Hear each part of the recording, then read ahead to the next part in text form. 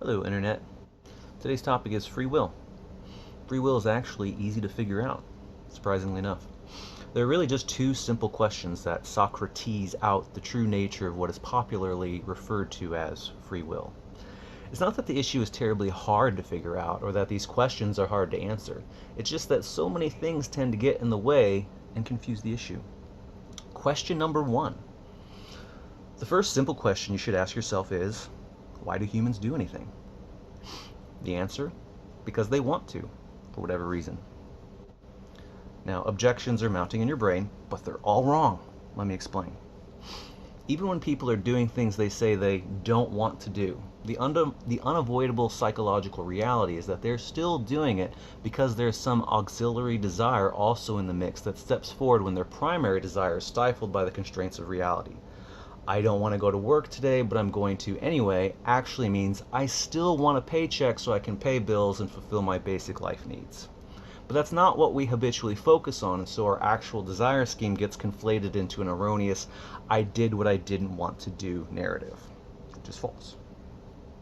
Even in extreme coercive situations, the strongest desire still necessarily always wins. I don't want to give this robber with a gun to my head all my money, but I want to live more than I want to die with my money. You are still doing what you want to do. If you didn't want to comply, you wouldn't comply and you'd get shot and still lose your money. You did something to avoid getting shot. You wanted something. It's that simple. Even when people are confused about why they're doing something, that muddled motivation still happened. As an analogy, you may not know who punched you in a riot, but you know someone did, or perhaps a tangle of someone's that no one can accurately sort out, practically speaking. So not fully understanding your motivations is not rational grounds for declaring that you didn't have those motivations. You may well not have thought much about it at all, and you may well have just been going on impulse power, but those impulses were real. And if they weren't there, you wouldn't have done it. When you claim you did things for no reason, what you should understand is that you're still saying you didn't have a strong overriding reason to do something, or a reason or desire that is particularly noteworthy. Minimal desire is hardly worth mentioning or even thinking about. But when you're doing philosophy, you mention those things and you think about them, because reality. The simple truth is that if you don't have the desire to do something, you won't do it. Period. There's no such thing as I did this complicated set of actions for literally no reason or compulsion or motivational mental state whatsoever. That's just not how it works. So now, someone will still insist, I just chose to. But why did you choose to? You have to answer the question. And there's always a hidden I want truth in there somewhere. Maybe you wanted to be a contrarian or prove your incoherent libertarian free will theory, and so you pretend like that impulse wasn't a desire in making your choice. But if you literally choose something for no reason, that's hitching your will to random chance by definition. Do you have existential free will Tourette's? Or is there always a motivation behind each and every choice you make? There's always a motivation, even if it is merely so that a choice got made out of the range of abysmal or uninteresting options that you absolutely loathe. You didn't want to be held up and life needed to move forward. You picked something because something had to be picked. There is a desire there of some sort. Even if you can't put on a large stage production to sing songs about it, there's always at least some minimal desire in there in actuality. If not, nothing happens and choices don't get made. When you don't want anything, you literally don't want anything at all, you don't choose things. If your body does something anyway, apart from all of your desires, even minimal ones, we call that accident, involuntary responses, or mind control, and that's irrelevant to this topic. Question number 2. The second simple question you then have to ask is, do humans give themselves those desires? And the answer is no. There was no pop-up screen asking me if I wanted to be gay or straight when I was 13. And even if there had been such a pop-up, I would have to have chosen an option via a desire of some sort to do so.